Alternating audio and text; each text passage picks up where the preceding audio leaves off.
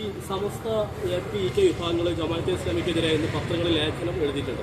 അതിൽ ജമാഅത്തെ ഇസ്ലാമി എതിർക്കുന്നതോടൊപ്പം സമസ്ത AP വിഭാഗത്തിന്റെ ഒരു മുഖമാസികയിൽ വന്നിരിക്കുന്നത് ഈ ജമാഅത്തെ ഇസ്ലാമിക്ക് മുസ്ലിം സമുദായത്തിൽ ഒരു സ്വാധീനവും ഇല്ലാത്തൊരു വിഭാഗമാണ്. പക്ഷേ CPM അവരെ വിമർശിച്ച് അവർക്കൊരു വിസിബിലിറ്റി നൽകുന്നു. അത് CPMന്റെ രാഷ്ട്രീയം ആ നിലപാട് ശരിയല്ല, അത് സംഘപരിവാറിന് ഗുണം ചെയ്യുന്നു എന്നുള്ളതാണ് ആ റിസാലയിലെ ലേഖനത്തിൽ പറയുന്നത്. ഈ വർഗീയവാദികൾ പരസ്പരം ഏറ്റുമുട്ടുന്നത് അവർ ശത്രുതാപരമായ മനസ്സോടുകൂടി ഒന്നിനെ ഇല്ലാതാക്കി മറ്റൊന്നുണ്ടാക്കാൻ അല്ലെങ്കിൽ ശക്തിപ്പെടുത്താൻ സാധിക്കുന്നതാണ് എന്ന രീതിയിലുള്ള തെറ്റിദ്ധാരണ വേണ്ട. അത് വളരെ വ്യക്തമായിട്ട് പാർട്ടിക്ക് കാഴ്ചപ്പാടില്ല. ലോകത്ത് മറ്റെല്ലാ രണ്ട് വിഭാഗങ്ങൾ തമ്മിലുള്ള മത്സരത്തിലോ ഏറ്റുമുട്ടലിലോ ആരെങ്കിലും ഒരാൾ ജയിക്കുകയോ തോൽക്കുകയോ ചെയ്യും, ലോകത്ത് എവിടെയായാലും. എന്നാൽ വർഗീയ ശക്തികൾ തമ്മിലുള്ള പരസ്പര ഏറ്റുമുട്ടലിൽ ആരും ജയിക്കുകയോ തോൽക്കുകയോ ചെയ്യില്ല. ഇതാണ് വളരെ പ്രധാനപ്പെട്ട ഒരു വ്യത്യാസം. വർഗീയവാദികൾ തമ്മിലുള്ള പരസ്പര ഏറ്റുമുട്ടലിൽ രണ്ട് ശക്തികളും ശക്തിപ്പെടുകയാണ്. അത് നല്ലതുപോലെ ധാരണ വേണം.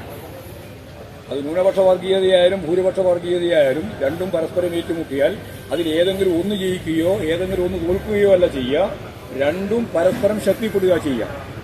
അതുകൊണ്ട് ഭൂരിപക്ഷ വർഗീയതയെ ചൂണ്ടിക്കാണിച്ചുകൊണ്ട് ന്യൂനപക്ഷ വർഗീയതയും ന്യൂനപക്ഷ വർഗീയതയെ ചൂണ്ടിക്കാണിച്ചുകൊണ്ട് ഭൂരിപക്ഷ വർഗീയതയും പരസ്പരം ഏറ്റുമുട്ടുന്നത് രണ്ടും പരസ്പരം ശക്തിപ്പെടാനാണ്.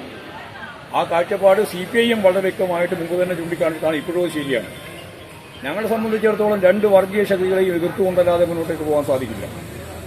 ഭൂരിപക്ഷ വർഗീയതയും ന്യൂനപക്ഷ വർഗീയതയും ഒരേപോലെയാണ് എന്ന് ഞാൻ പറയുന്നില്ല. കാരണം ഭൂരിപക്ഷ വർഗീയത ഫാസിസത്തിന്റെ ഫലപ്രദമായ രീതിയിലുള്ള പ്രയോഗമാണ് സംഘടിപ്പിക്കാൻ ശ്രമിക്കുന്നത്.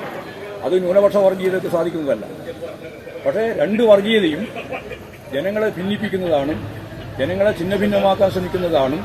രണ്ട് വർഗീയ ശക്തികളും പരസ്പരം ശക്തിപ്പെടാൻ ശ്രമിക്കുന്നതാണ്. അതുകൊണ്ട് ജമാഅത്തെ ഇസ്ലാമിയെയും SDPI ഉൾപ്പെടെയുള്ള തീവ്രവാദ ശക്തികളെയും എതിർക്കാതെ RSSനെയും BJPയെയും സംഘപരിവാർ വിഭാഗങ്ങളെയും നേരിടാനും സംഘപരിവാർ വിഭാഗങ്ങളെ നേരിടുന്നതിന്റെ ഒപ്പം തന്നെ ഈ പറഞ്ഞ ന്യൂനപക്ഷ വർഗീയവാദികൾക്കെതിരായിട്ടുള്ള അതിശക്തിയായ നിലപാട് സ്വീകരിച്ച് മുമ്പോട്ടേക്ക് പോകാൻ സാധിക്കുന്നില്ലെങ്കിൽ സാധിക്കാത്തതാണ് മതനിരപേക്ഷ ശക്തികൾക്ക് മുമ്പോട്ടേക്ക് പോകാൻ.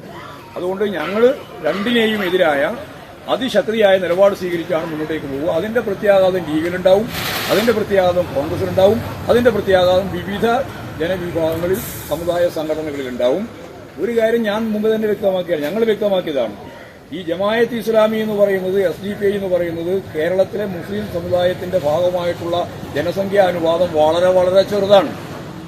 പക്ഷേ ആ അനുപാതം കുറവാണെങ്കിലും അവർ ഉയർത്തുന്ന വർഗീയ മുദ്രാവാക്യത്തിന്റെ പിന്നിൽ അണിനിരത്താൻ വേണ്ടിയുള്ള ബോധപൂർവമായ പ്രവർത്തനത്തിൽ വഴി ഉണ്ടാക്കി കൊടുക്കുകയാണ് മുസ്ലിം ലീഗ് ചെയ്തുകൊണ്ടിരിക്കുന്നത്. അതിന്റെ ഗുണഭോക്താവ് കോൺഗ്രസാണ്.